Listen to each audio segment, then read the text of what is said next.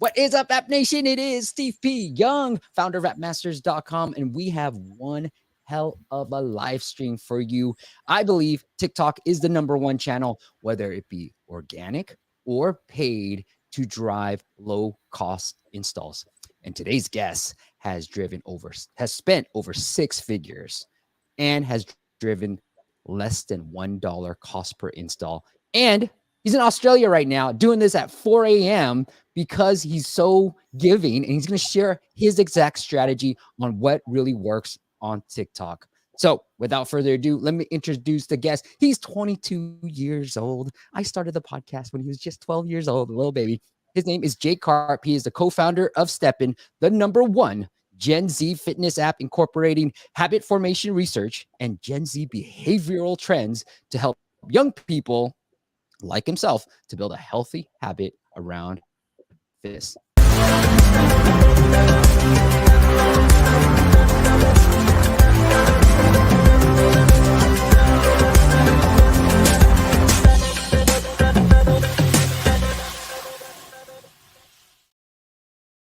Jake, hey, my Steve. man, welcome to the show. Thank you. Thanks so much for having me. Great to be here. Here's your app. So go to steppen.fit or just look for Steppen with 2 P's, EN, on the app stores as well. Welcome to the show, Jake. All right, Jake, let's break it down for you. Sorry, is there anything you want to say about the app? No, just thanks for having me. It's great to be here. Yeah, I'm super excited, man. So thanks for doing this. I mean, honestly, really, I don't know how else to show my appreciation. So, all right, for those who want to get started, tell me, where do we start?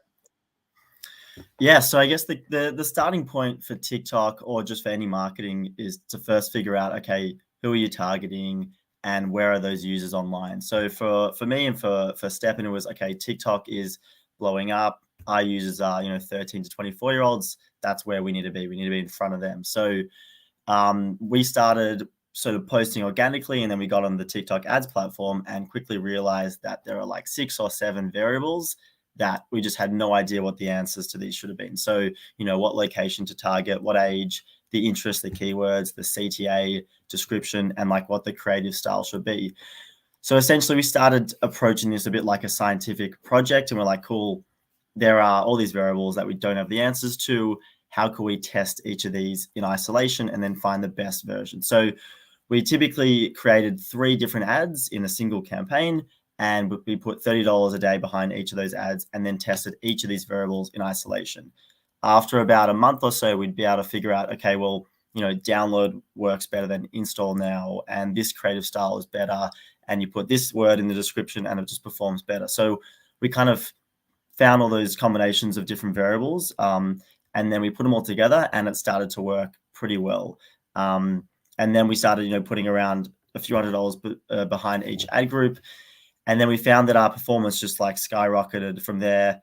And that was just in Australia. And then we're like, cool, well, how would this look in the US or the UK or Canada? And we started doing the same ads across those countries that we knew worked. And the performance just continued to improve. And the CAC was, well in the, less than $1 for our install. So that was kind of the starting point and a very high level, quick run through about how we kind of did it so far. So it was $30 per ad. So you're spending roughly around $90 a day just to get data. Exactly. How long did you run it? About a month just to get some real good data? Yeah, as in not each ad for a month, but we were running tests for about a month. You can probably get results that show significant or statistical significance within about a week. And then at that point, we kind of cut those ads and test a new variable. I think for me, the hardest part is just creating the content. How did you guys go about creating the actual ads? Yeah, so I guess being sort of my co-founder and I were both 22, we kind of know a lot of young people. So I kind of I got a younger brother and I went to him, I said, hey, do you know any of your friends who want to be paid $50 to make TikToks? And, TikTok to them is completely native. So it's super easy for them. Like, yeah, $50, hell yeah, I'm going to do that. So we would go on TikTok and we'd scroll through the hashtags and, we'd just watch a lot of TikToks and find like new trends. I'd then create a brief for these young people to make, and then they go out and make the TikToks. And then we just test all these different creatives and see what would work. And we'd also post some of these organic on our own TikTok and be like, cool, these ones got, thousands of views. All right, that creative resonated with, are followers, and they're probably going to resonate with that target user. Let's try them, or let's try model around them. And then once you start seeing what ads work or what creatives work best, you just kind of create that style every time, and you'll see it'll work every time as well. So when you're targeting the hashtags, I love that idea, by the way. And, we've been testing out Fiverr to potentially create content on there. When you're testing out the hashtags and looking for these creative briefs, are you going for a generic hashtag, or are you going for a specific hashtag that's more tailored to your niche, like Gen Z? Your app is for the Gen Z market. Yeah, it's probably a mix. I mean, the best thing to do, it sounds a bit silly, but I think it's just so if you have your TikTok account, it's actually just to like, search a bit around, for me, it'd be like fitness, or, fitness motivation, or gym workouts, or whatever it may be. Then your feed becomes quite curated. And then you're just on TikTok. So you'll find yourself, you're on TikTok, and you're like, oh, cool, that video, that's kind of cool. Maybe it's to do with cooking, but like I could do that for fitness. Or I can do that for my app. So it's not necessarily like seeing a great fitness video and copying it, seeing a great video and then applying the principles of what makes a good video to your kind of niche. Yeah, I like that a lot. Sometimes we're working with influencers right now, and we kind of give them a slight creative brief, but the content that they create on their own is almost really cool too. And so when you're working with young people, they kind of know what's trending and what's hot already, and just enough little motivation, like $50 to get them going, they'll create some really cool content. Yeah. Honestly, like sometimes my briefs are, sometimes they're pretty bad, and they just come out with these great videos. I'm like, oh, I don't know how you got there, but thank God. Right. Same, dude. Same. We saw the content. We're like, this is amazing. Like, this is really cool. Hey, the other thing I wanted to focus on was, we talked about this. You said creative is actually more important than targeting. Yeah, 100%. So I've kept our targeting consistent. Like once we kind of figured out what worked, we've kept it consistent the entire way through for the last sort of year and a half. And sometimes we test new creatives, and the conversion would be $3-4, and we'd be like, oh, this isn't working. But then other times when we have new creatives, it could go at 60 cents, 70 cents. So that's the biggest variable that you got to kind of figure out. Obviously, the other stuff makes a difference. So I'd say if you can nail the creative, then nailing things like location and interest and keywords and that sort of stuff will bring down your CAC a little bit.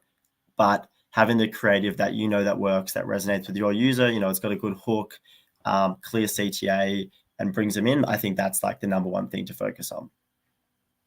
Is there, one of Steven who did Puff Count, and he does Juice Media, so he does TikTok marketing for brands, and he has his own app. He's been using all organic, but what he was talking about is, I remember from our interview, was, hey, always have a call to action. At the end of the video, always promote the app. Like, don't forget to promote the app. Have you guys on that too? Yeah, it's the most important part. I mean, that in the start. So what the first kind of 2 seconds is where most of your kind of viewers are going to drop off, if they are going to drop off. But if they're there after the first few seconds, they're going to be there for like the end of the video. So it's really important that at the end you have like a strong, clear CTA. For us, it's download Steppen for free or whatever it may be, and that's worked really effectively for us. But the kind of first 2-3 seconds, you got to figure out what that hook is. What's the benefit that a user is going to get for your app, and can you make that super clear to them? Yeah, I like it. So talk to me about targeting then. You set up your 3 creatives, set it for about $30 a day for each creative performing. How does that targeting look like for each ad? Yeah, so let's say we want to test the CTA. So we're going to test install now, download now, and get fit today. So every single variable, so the creative, the location, the interest keywords you put in, the description, whether you have expansion on or not, what devices you're targeting, is all the same. So literally every variable is the same, but that CTA. So within 4 or 5 days, you're going to see, okay, this creative or this ad has a CTR, so click-through rate of 1.5%, and a CVR, which is a conversion rate of 25%. The other two might have lower numbers. You're like, cool, all right, that ad that has download now is clearly the one that performs best. So download now is the CTA that we're going to use going forward. And if you apply that same theory to all the rest of the variables, at the end of the day, you're going to find out what works best, and then you can put it all together. So that's exactly like how we went about testing each kind of variable.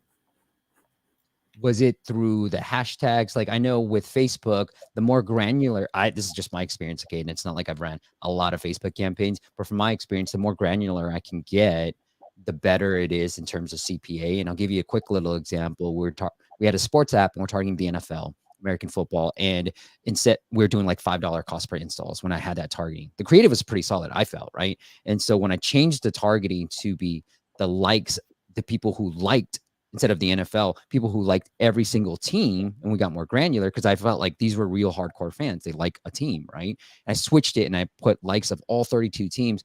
That dropped the CPA to like $1.50. So like you general. So if I'm going to start general, is it better to have hashtags, interest? Where should I start with that?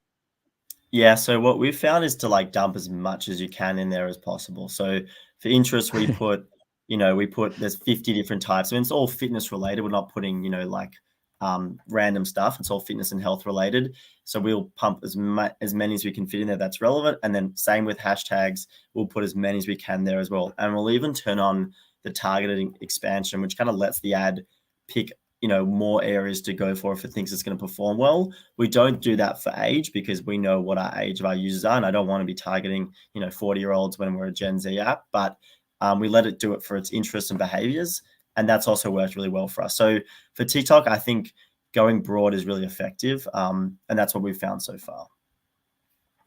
Let's talk about how to scale your ad spend. Now you've been able to spend, and you share what you want to share. I know how much you've said, but over 6 figures.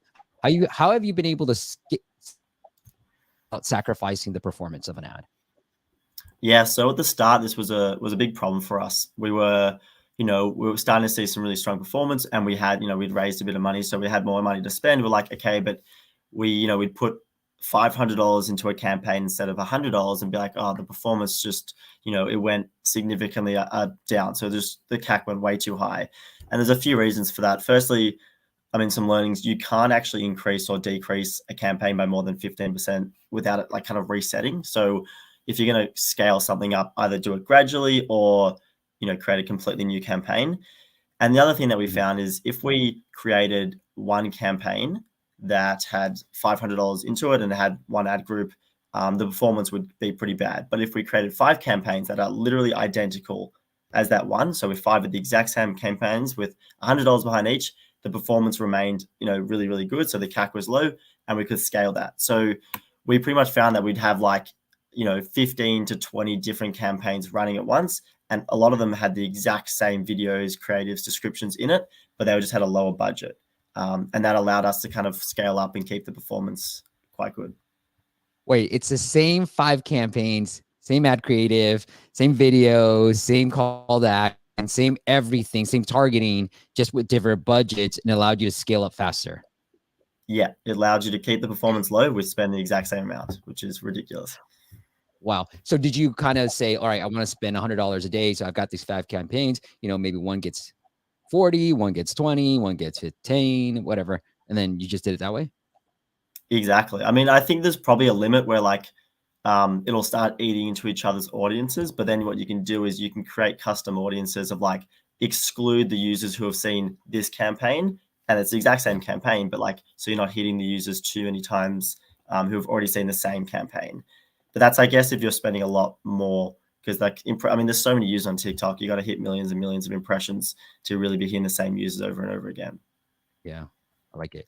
Talk to me about the organic side. You said earlier that you did the organic stuff. Was the organic videos driving downloads at all? Yeah, so they do drive downloads. It's just way more inconsistent. So it's not something to rely on, I think, because, some videos can go viral and that's a big hit and you'll get a bunch of downloads. Others, can flop. And at the moment, organic TikTok is quite tough. A lot of, views are really tricky. So we use it as a platform to help us get a better gauge on what ads we want to be, sending out. So helps us test creatives.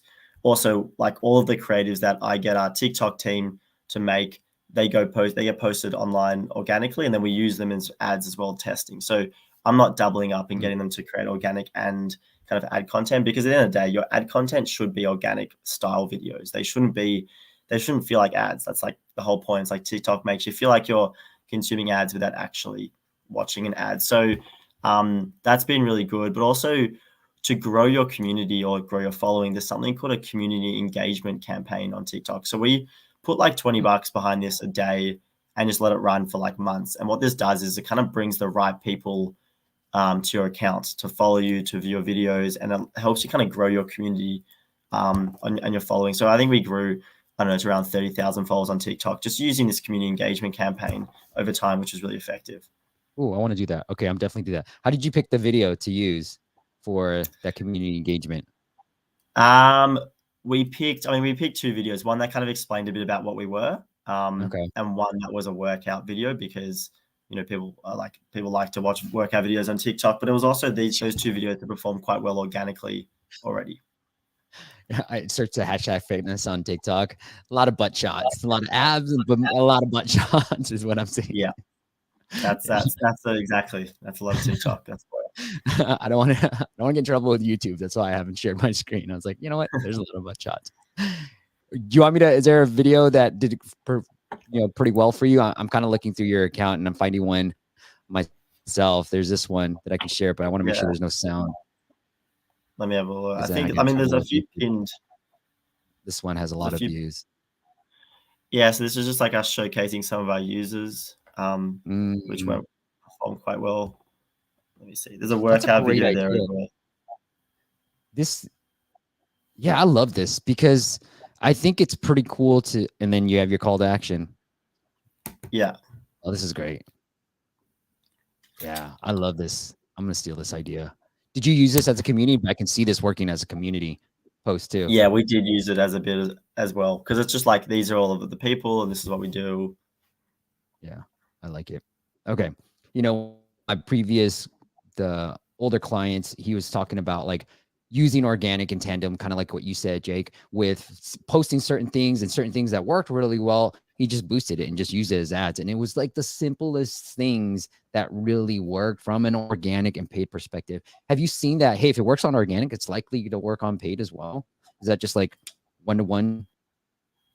Yeah, I wouldn't say it's 1-to-1, but it's close. Like it more often than not works. What I would say from kind of where it works here, will work there is we run all of our TikTok ads once we know they work on Facebook as Instagram Reels. And this is almost transferable. Exactly. So if you have a campaign that gets you 10,000 users at a CAC of $1 on TikTok, you go say, cool, that ad is awesome. That creative's really working. Let's go run that on Facebook through just Instagram Reels. So we pick Facebook and Instagram Reels because you have to pick both. And then it'll pretty much work exactly the same. So that's another way how we kind of were able to scale is like, we were targeting the US, Australia, New Zealand, Canada, the UK. And then once we found one ad that worked really well on TikTok, we then run it in the UK, Canada, whatever it may be on TikTok. And then we do the exact same thing on Instagram Reels. So one ad that worked quite well could get us, 50, 40,000 users over a period of like 3 months just by running it over these different channels. I know with TikTok, you need an MMP because you can't target iOS 14 and up users unless you have that. Do you have one that you suggest we go with? Yeah, so we use AppsFlyer. It does its job pretty well. Like I would prefer if TikTok had its own mobile measurement partner, or they had their own integration already because we pay for it. It's annoying, but they're pretty good. My advice would be don't get locked into a contract until you like kind of know what how many units your downloads are getting per month and it's consistent. Otherwise, you'll end up paying overs, which is what happened to us. Yeah. Hey, I also want to talk to you about the key metrics, that really suggest a high performing ad. Is it the click-through rate? Is it the install rate? What are you really looking for? Yeah, so there's 3 key things to look for when you're testing your ads. The first is you want to cost, so a CPM, which is like the cost per impression or cost per 1,000 impressions to be less than $6 typically. Then you want a CTR, which is the click-through rate, to be anything above 1% is quite a healthy CTR. And then a CVR, which is the conversion rate, you want that to be anywhere above 25%. If you have those 3 numbers, your ads will be converting at less than $1. Obviously, sometimes you might have a really high CVR and the CTR is quite low. And, that's something to look at and be like, cool, if the conversion's great, that means when people watch the video all the way through, they're converting, but they're not clicking at the start. So it's like, well, maybe you go back and you fix the hook at the start of your video to make sure people click more and then that ad can become like a really, really good performing one for you. So when you look at the metrics and you see where they are, the click-through rate and the conversion really should tell you about the creative as well. So that's something to kind of keep in mind as well. All right, let me say hi to some few people. I know they've been waiting. Ram, what's it going? How's it going?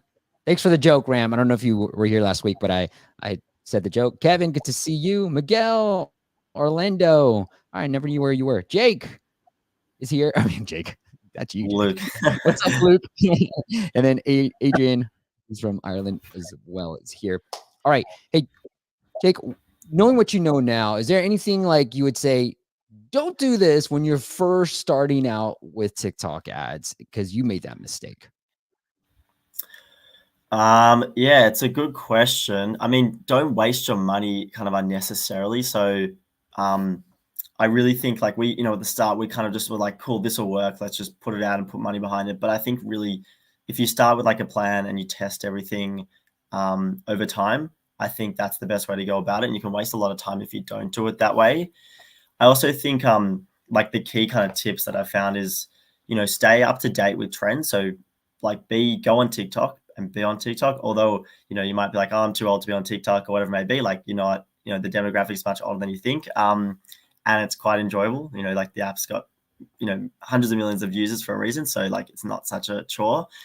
What else is there? I think also, so there's a few other tips that I found along the way. Reply to comments. So there'll be a comment section in your ads manager platform. Reply like every day. It's really important. And then also get in touch with TikTok and see if you can get yourself on a whitelist. And a whitelist essentially allows you to get access to new features, allows you to hit new audiences. So being in Australia, we actually were never allowed to target the US. They wouldn't let us at the start.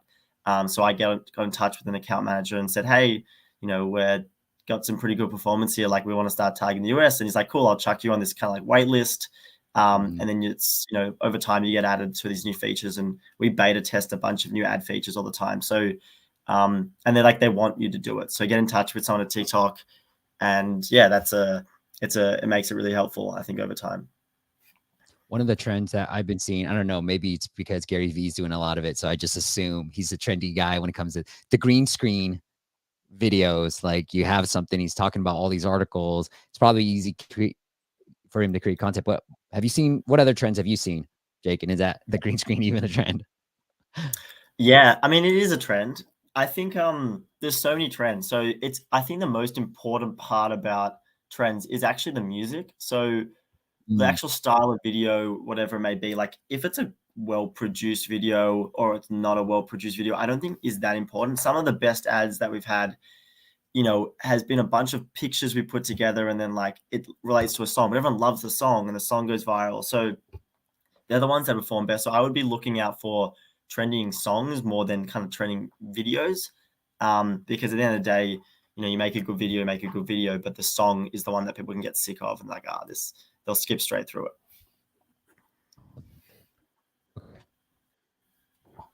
Anything else on TikTok you want to make sure we cover? What else I've written a few. So I'd say don't fall for although TikTok releases a lot of new like features, don't fall for it all. So I mean, it's always good to test, but I think they put up these things where like kind of at your app like kind of page pops up when they're watching the ad. Like, I mean, that would be really annoying for me. I don't want to see that. So like we tested and people hated it. Spark ads is another thing to kind of consider. So Spark ads are where you run your existing ads, so your existing videos on your own TikTok profile as ads. So they appear on your profile and they appear for everyone else and they look kind of normal, but they're an actual ad. And this is a really good way to engage creators. So you can go to a creator and say, hey, if you post this video on your account, we're going to make it an ad.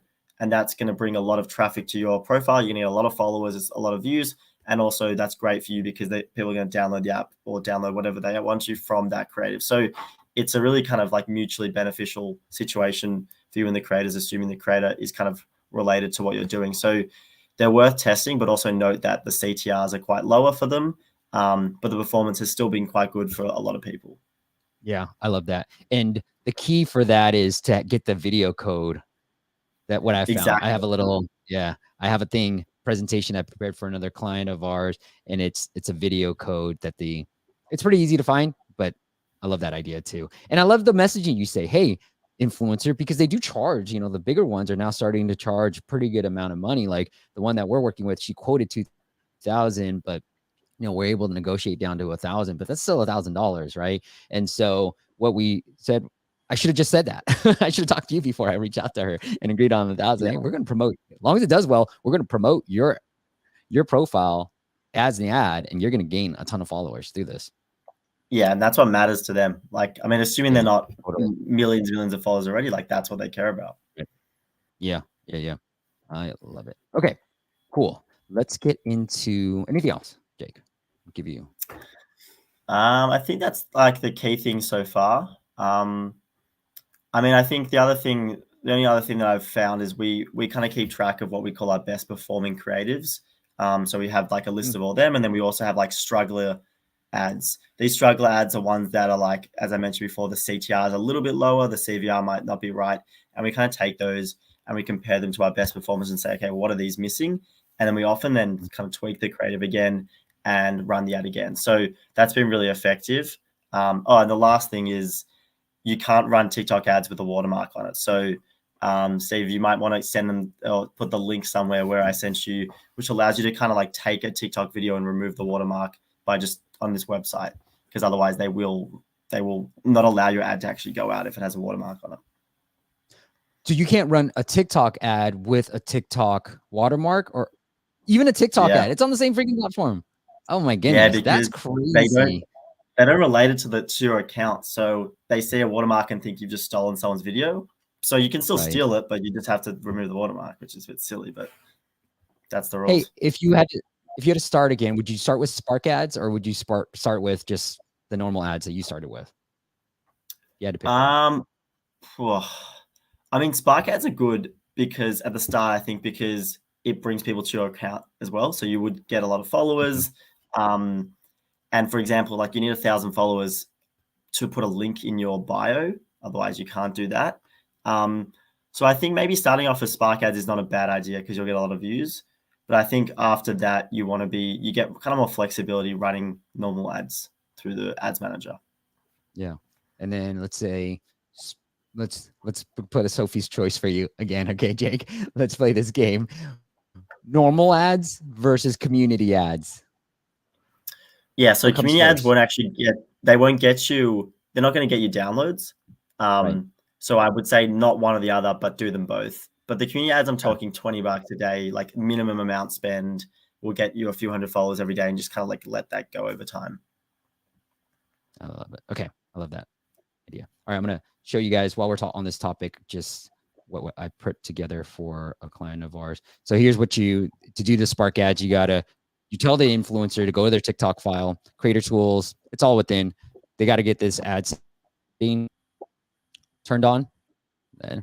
And then select the TikTok post that they want. So this one, go into the ad settings with that little button.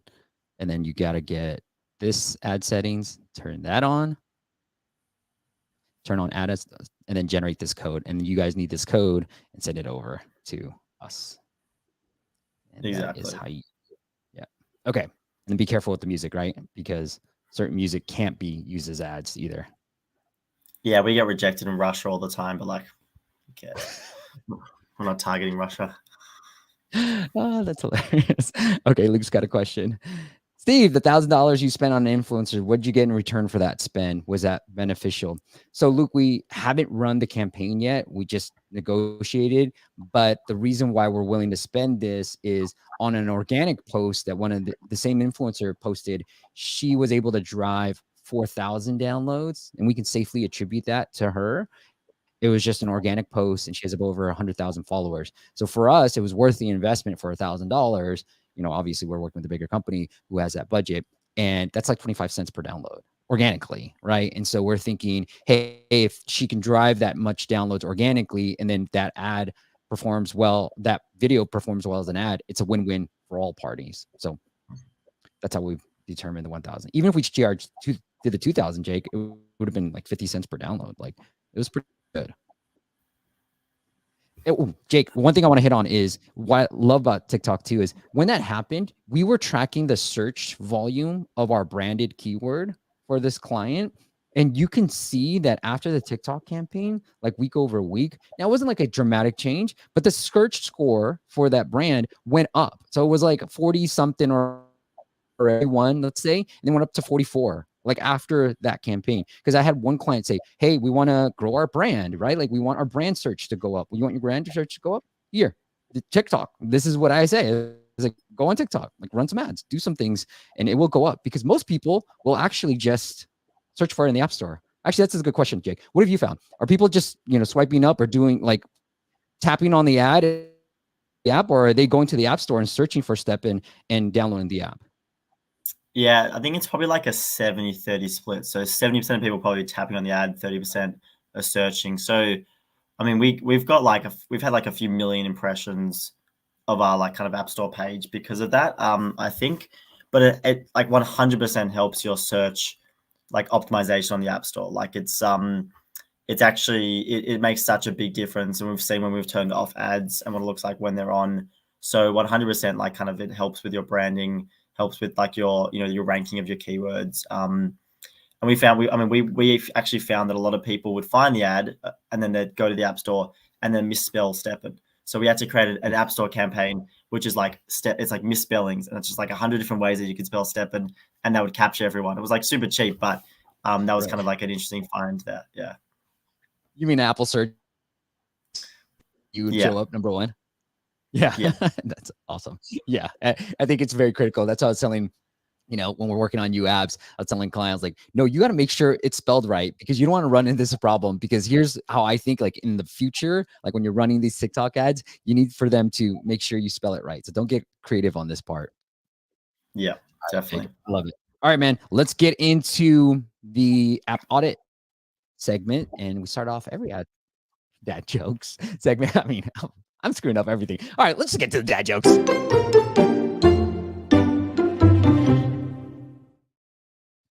All right, my friend, you want to start or you want me to go? I want to see how bad yours is first. Let's see. All right, we're going to play for something, okay? I don't know what we're going to play for. How about some burpees when we finally meet in person, okay? Sounds like a plan. 30? 15? I reckon 30. How confident? You look fit. 30? All right, let's do 30. Okay, here we go. All right, I don't know why I did that. All right, I got a gym joke, okay? Just saw a real idiot at the gym, Jake. Saw a real idiot at the gym. He put a water bottle in the Pringles holder on the treadmill. There you go. Nice. That's good. I don't even have a fitness related one. I just found a generic kind of one. So, all right, are you ready for it? Of course. Okay, so what did the policeman say to his belly button? What? You're under a vest. I like it. All right. Put in the comments. J for Jake, and then S for Steve. All right, Samuel. So that's funny. I don't know which one you're talking about, but just put S for Steve. Okay, good. I like that. Good job, Samuel. All right, let's get into the app audits. If you want us to take a look at your app, or you want to sit down for an hour with me, just go to appmasters.com/audit, appmasters.com/audit. Picked out a couple of friends, Jake, because I was like, you know what? They're my friends. Jake knows his shiz. Let's get them on this live stream and have Jake's input. All right, Susie. Susie's here. She's a good friend. We used to work together. Great app, by the way. If you're looking for a meditation app, look for Unplug. Look at all these reviews. 5,000, close to 6,000 reviews, 4.9. So Susie says, anything you think is important, maybe retention, engagement, building a habit, user flow. Now, the reason why I picked Susie was I've been talking about TikTok for Susie. And I was like, Susie, you have such great content. She does stuff on Instagram all the time. She has amazing meditation teachers. You should be on TikTok. Any ideas that you can spitball with me from a TikTok strategy for Susie? Yeah. So, I mean, having content is like, that's the key. If you've already got content, like it's just repurposing it. So there's new AI tools that break up kind of big videos into shorter videos that are like perfect for TikTok. They're just like, I mean, artificial intelligence is crazy at the moment. So like it's not even gonna be a lot of work to like make those videos quite good. But what I would say is be careful. Use a platform like Splice because they allow you to use the native TikTok like text and fonts and stuff like that. And that's really important that you have that because if you don't, often TikTok don't like it and they won't kind of share the video more. So be But yeah, having the content's massive. Just repurpose it. Don't go create new content. Okay, what is that AI tool? Sorry, Susie. I Pause. gotta find What it. is it? I'm Okay, gonna dude, find it. send that to me, okay? Yeah, I will Because we've find been it. doing it myself. Like literally while we're talking, I'm like taking notes. Oh, this would be a good reel. This would be a good TikTok. All that jazz. All right. Anything from the App Store you want to highlight? Um, I like your Smasher. yeah, I think I'm it's assuming you're using like language for your. I'm kind of comparing it with your stuff. You're using language that the Gen Z, like this is the stuff that my son would say. Smash your goals fast. You know. So anything from the App Store presence you want to highlight? I mean, I think the thing is, so we recently had a video. I mean, I don't know. I can tell that I don't think there's any video here, or maybe there is. It's hard to see, but It might be yeah, just not shows on the web. yeah. We had a video, and then we ran one of those kind of customized product page tests, and found that the performance without the video was better. And I honestly just think because the video kind of sucked, but so that's something that we recently got rid of. But I mean, the CTA for here is pretty clear. Oh, there is a video. There you go. There's a video. I honestly think videos are really effective. I just think they need to be good. So this looks like a proper made video. Ours was like we made it ourselves, which is a bit scrappy. So yeah, I think, but that looks quite good. And I like how they've got like the text on like a separate page. It's not too cluttered. Yeah. Well, I've actually found something different, Jake. So like we found that video actually doesn't like what you found. I don't think it's your video that sucked. It's just video sucks on the App Store, generally speaking. So yeah, that's just, you know, I think the only category where we've seen video help is games. That's really it. Okay. Fair. Okay. I love the branded content. Yeah, you got to send me the AI tool and I'll send it over to Susie. Let's take a look at the app and get Jake's input on this. I already gave my input to her, so it's all you. All right. She knows how I feel. Is it the sign up? Yeah. Yeah. Yeah. This is the first page. You want me to pick anything? Let's do stress, anxiety. Okay. And great beginners. Let's do them. Beginners? Okay. Yeah. I'm going to do sound healing. Okay. I want to try that. All right. That's fine. Cool. Awesome. Sign up.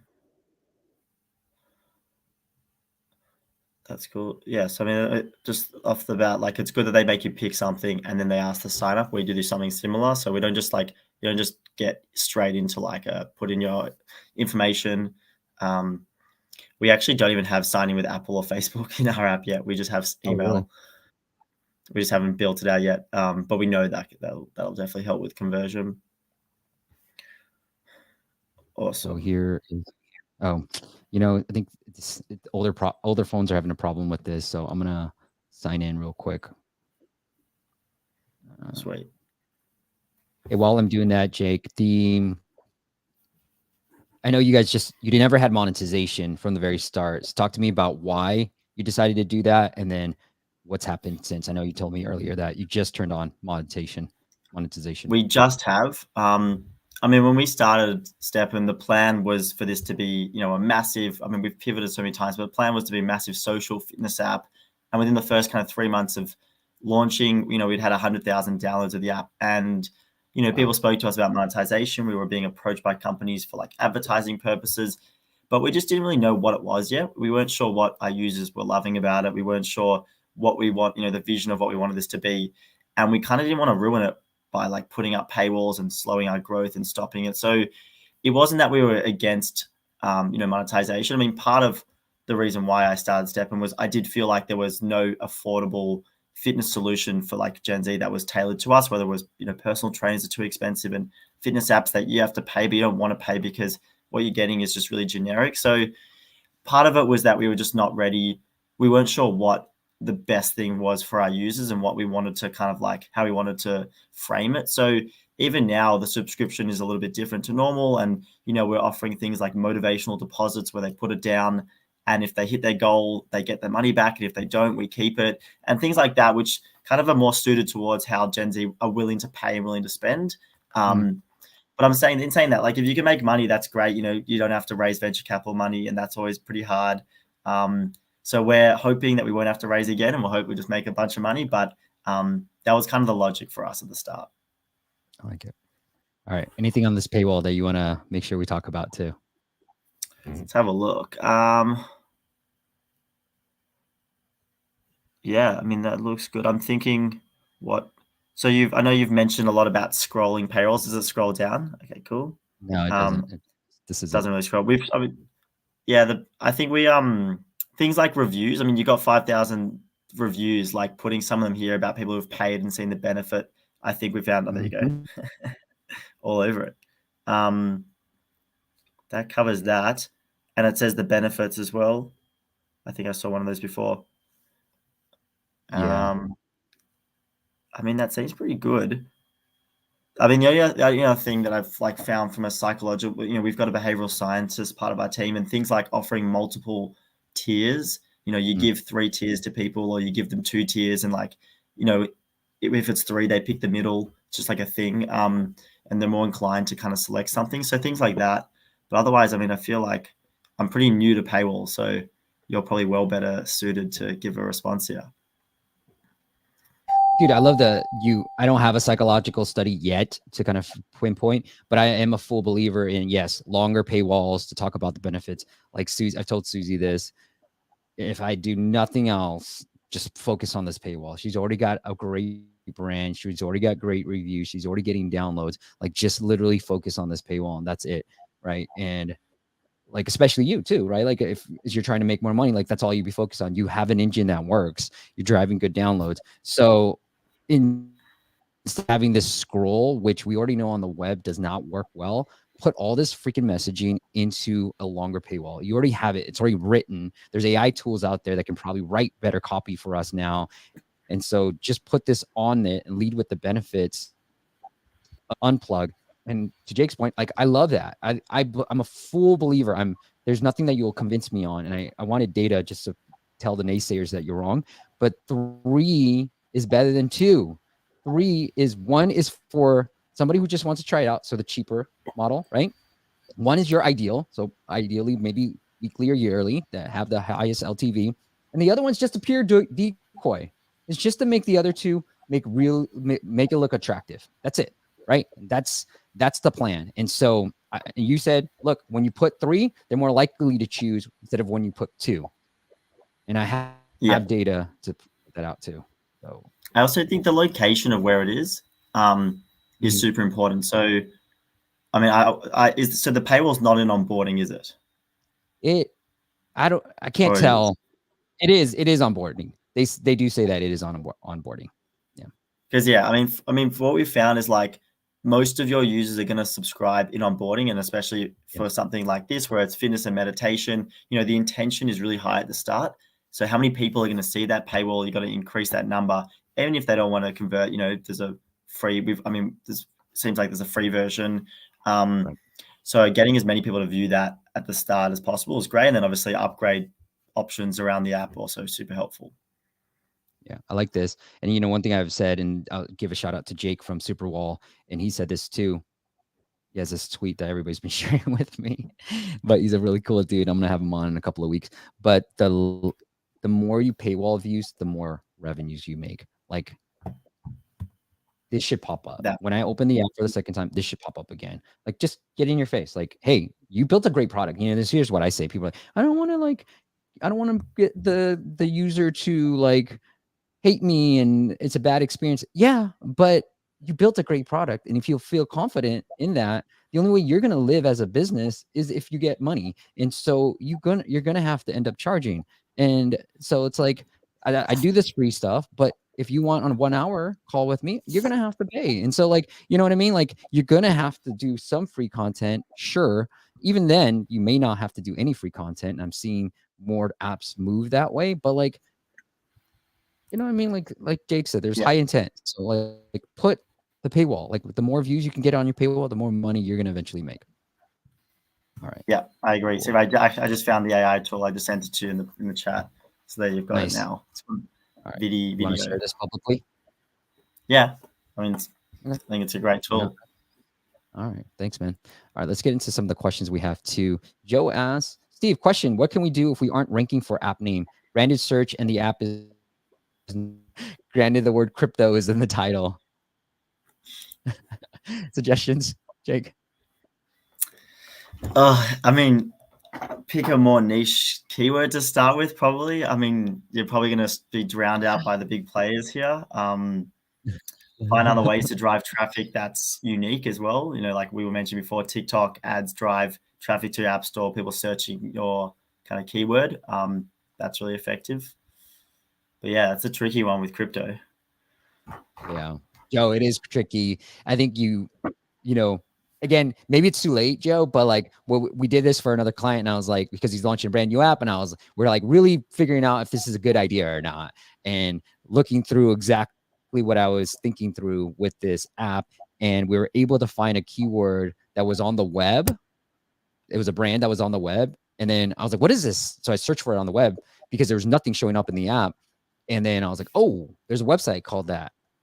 And it does something very similar to what he's trying to build. I was like, let's just call it that, right? There's already search volume. We're going to see what the difficulty score is, but that's sort of how you try to figure it out, Joe. Sorry, man. All right. Got a River AJ has a question. To raise your pre-seed funding, what percentage of the company did you have to give up? Startup newbie here. So answer, it's all public. Jake, answer what you want to answer. Yeah, no, that's so we raised on a safe note. So it's like it's a simple agreement for future equity. So you don't actually agree on a valuation at that point in time because your company's so new. It's not fair to kind of agree on a valuation, and you don't know how much to give away. So what you kind of do is you take a certain amount of money and you put a valuation cap on it. So and a discount. This essentially means that at your next round, the equity will be priced. And the investors get like a discount to what it would have been. So they are happy with that. And you're also happy because it means that you can price your company when, a bit further down the track, when you know what the valuation should be, rather than at the start when you're probably more likely than not going to get ripped off with how much equity you give away. So, I mean, like valuation caps range anywhere from like 2 million up to 10 million typically for a safe note. So it really depends.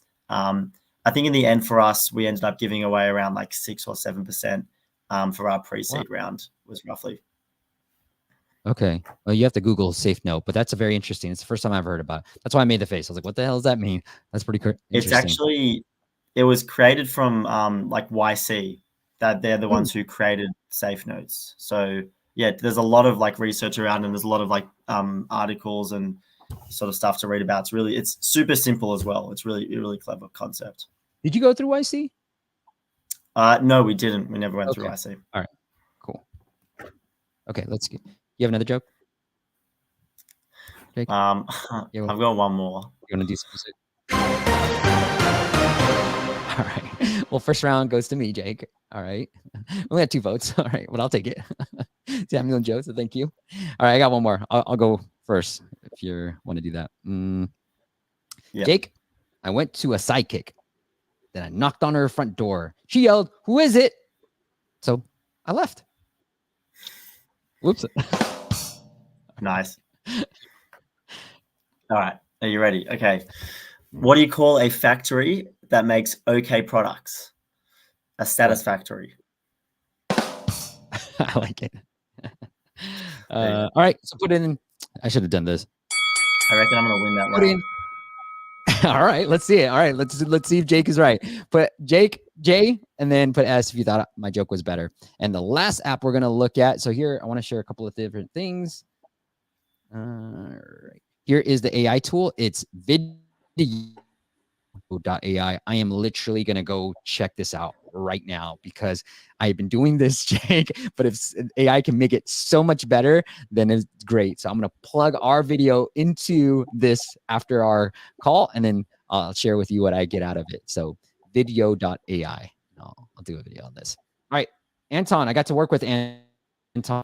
Hey, Steve, thank you for the great content you create. I watch your podcast every week. What's up, Anton? I would like to see what you think about my app, and any suggestions are welcome. I just started promoting on Google ads, Facebook ads, and Apple search ads with a budget about $30 a day for each platform.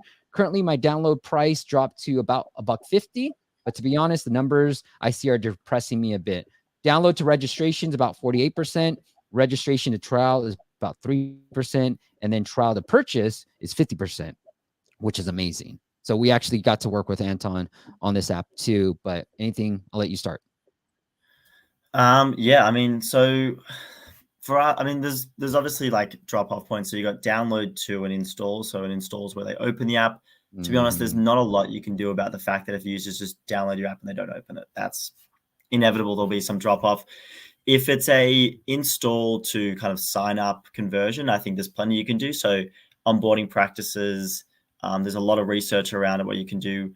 We recently went from a single page onboarding to a 15-page onboarding, but we build the environment for our users. We've got a lot of breaker pages, which are just like, they don't serve a purpose other than making the user feel a certain way. And that, increased our conversion significantly, even though we increased the pages. So I think really think about who you're targeting, who your user are, how you want them to feel, and then kind of take them through a journey through onboarding where they're actually kind of engaged the entire way through.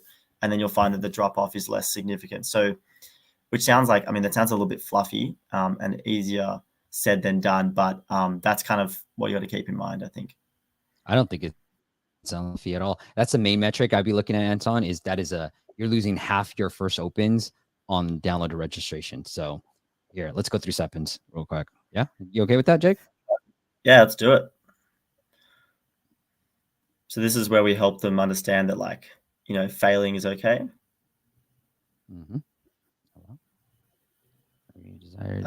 So this is like, why are they here? What are they here to do? I love it. And then the next question we understand around like, what's stopped them in the past. And that helps us kind of cater the app a little bit to them. And also helps us understand what features we got to build. So this is one of those breaking pages. Sorry? I'm just saying, don't take this response as accurate. No. Okay. This is also like a breaker page, which helps, just a bit of social proofing and, there's no kind of cutting corners sort of thing. Love it. You put your name. I love the breaker page idea, Jake, because it gives you a mental break. I don't have to read. I don't have to I don't have to think really. It's just like, hey, welcome. Exactly. Cool. Gender. Yeah. So this is the email part. Yep. I don't mind the way you're asking for it. I mean, I actually prefer it this way than like a bland sign in page. No offense, Susie, that's what you had. But this feels cooler. And you said, please don't send me. You can send me motivational emails. So then again, we've just got like another breaker page. Beautiful, man. We also found that like pages where you don't have a button, so this will transition to the next page naturally. Like the conversion drop off 0 from those two pages. Like, I mean, obviously inevitably the previous one. We're just loading so when you transition. Yeah. So this is where this is also new because we've just, yesterday we launched the Steppen Plus, but like this just helps explain to the user that this is what you can do. You can follow, we can give you guidance, or you can do your own thing. And then this is our new page. I mean, you probably haven't seen this before, but this is our sort of premium page. Yeah, I love it. Okay, I just want to pause right here, Jake. I love the previous page. It sort of like warms me up and then gets me to say yes. There's this thing called Yes Ladder. I did this video, if you guys check it out, called Headway. If you look at that, it's really cool. And they kind of do similar things. Like, do you believe in this statement? Yes. And you kind of did that. Like, hey, here's what we're going to do. Sound good to you? Cool. Let me just show you exactly how to do it. Yeah. Love it. Yeah, exactly. So this is our page. Probably needs some optimization, but we just launched it. But yeah, so you can click just the free version, or you can check out the subscription. But I know I mentioned 3 options before. We have 3 options. We just haven't put it there yet. So there's just monthly and annually, just the first version. And then here's for free. Hey, Jake, one thing I will say to your paywall would be, we found that, how are you able to do like $47.90? That's crazy. Maybe it's the Australian localization. Yeah, there's probably some strange conversion. Yeah, it's a strange conversion, but we have actually found that like rounded numbers tend to perform better. So like $49.99 versus $42.99 versus like $47.99. So yeah, stick with that. All right, that's beautiful, man. Ooh, you asked one more time. You're on. Yeah, just in case. Yeah, I like it. So then this is where we get the user to do something. We thought, something as simple as, getting up or doing 5 sit-ups or do 3 push-ups. And this is really effective to get the users active, make them feel good. So then they do this and then they tick it off. You'll see the next page and then there's a little reward. So let's say playing for 15 seconds, you just click the tick and you'll see Friday's activity's done. And like this feels like a long onboarding, but we have like 85+% conversion. And then you set tomorrow's activity. The key to a long onboarding is not making it feel like it's a long onboarding. And it does not feel, I'm not just blowing smoke up your butt, does not feel like it. Love it. So then like there, you can set your reminder up based on that. And these are just some tool tips in the app when you get there, just understand how to use kind of the key pages and then you're in. Love it. Hey, I know you just turned on monetization and it's still super early. Are you able to share any like stats? You're like, hey, here's how much we're doing in terms of conversions at all? So what we actually ran a test. The first test we ran, I don't have enough data on the actual conversion, but we ran a test where we just put the paywall in onboarding. We didn't actually, so if you clicked pay or you clicked free, nothing actually happened. You just went to the next stage just to kind of understand how many people would pay just because we hadn't built the payment infrastructure yet. And we were converting around 16.5% of users were clicking pay. Wow. So that was really, really positive and really high. So that, I don't expect it to be at that rate because obviously there's inevitable drop off, but a lot of people were indicating that they want the paid version. This is just the first version. We've got a lot of cool new features coming that will be kind of paywalled as well. Bro, I love that tip. Like you didn't even have it. You just hit paid and then just went in, and it's just so easy to implement just to get a sense of what those numbers are. Because if it's 5%, you're like, oh shoot, that's bad, right? Let's say I lose 50%, that's like 2%. So that's really low. What can I do better? Maybe I need to optimize the paywall or like the onboarding process, not the paywall, but the onboarding a little bit more. That's really, really cool. I love that strategy, man. You're a gangster. Yeah. Okay, let's get into Anton. Anton's like, what about me? Sorry, Anton, we're back. Don't worry, bro. We got you. Okay. Well, just jump in anytime you want. Cool. I would say that I think it's always good to the benefits to kind of sprinkle them across onboarding rather than at the start. They're all really good, but you can put them at page 5, page 7, what it may be in onboarding rather than all at the start. Yeah, love it. Guess build also. For more. I like this. Cool. Yeah, with like reminders, it's always really good to have a double prompt. So they click if they want to click no, because if you actually pop up that little thing, you can't ask them again. Yeah. So you got to make sure that you get it right. I don't even know what pounds means. That's funny. No idea 66. What the conversion is. I'm about 66. Coach. Let's go with Peter. Very similar. Cool. I like the process so far. Yeah. Program is ready. I like this visual. Yeah, that's awesome. Good to show the progress and the impact. Yeah. So I think that's really effective. Where you kind of go through all these steps and then this is clearly the most friction. Clearly signing up is the most friction. So the fact that you've got to that point already means users are way more likely to kind of put this information in. So now these numbers could be old because Anton did fill out this form a long time ago, but when we have since worked with them. Anton, if you're still getting less than, let's say, 80% of the people signing up for this page, I would just not have this anymore. We have found that showing your paywall before you force people to register, like Jake, you just asked for my email. You didn't even ask me for a password, right? It was just like, what's your email? That's it. And so when you force this, and it felt like I was just entering in something versus signing up. That's why I really like the way you were asking for the email. It's just asking for a name in a way. So, and yeah, that's what I would say is just don't show the paywall first and then force them to sign in. I just did a Calm video recently. Go check that out. And they show you this sign up, but they allow you to X out. And then they show you this paywall. And then after you subscribe, Jake, they then the very next page after subscription, the trial, you are forced to sign up. You cannot do anything within the app.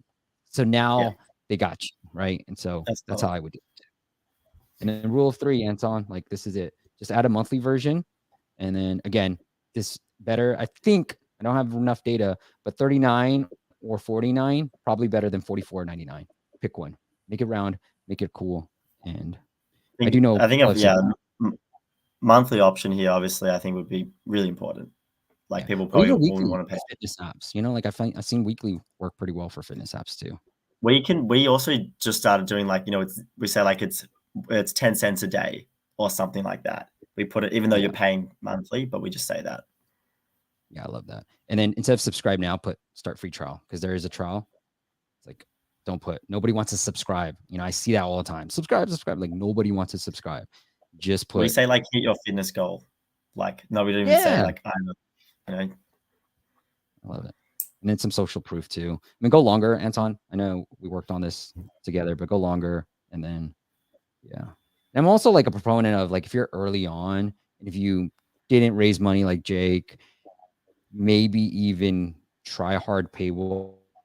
That hard paywalls are working a lot better and doing pretty well. So I just feel like the app space is so mature that, oops, this is Jake's app. Let me go into Anton's app one more time. Yeah, again, show the paywall. Okay, he does. Okay, good. Yeah, I would say adjust this. I think, again, all you need to do is fix the paywall, fix the onboarding. That's all I would be focused on. See really good results. We need one more vote, guys. One more vote.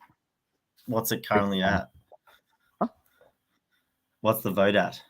Just 1-1.